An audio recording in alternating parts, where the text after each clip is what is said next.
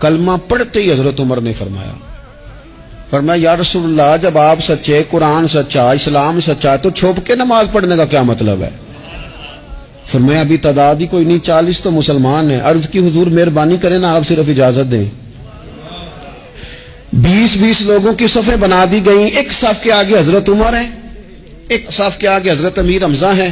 جناب عمر کہنے لگے چونکہ آپ اللہ کے رسول ہیں تو لہذا نماز بھی آج اللہ کے گھر میں پڑھی جائے گی۔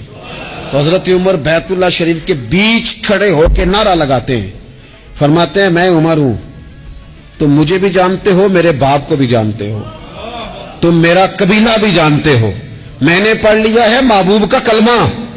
اب جس نے بچے یتیم کرانے ہو اور اپنی بیوی بیوہ کرانی ہو وہ آئے اور مجھے روکے، یہ محبوب اللہ کے ہیں اور گھر بھی اللہ کا ہے، تو نماز بھی آج اللہ کے گھر میں پڑھی جائے گی۔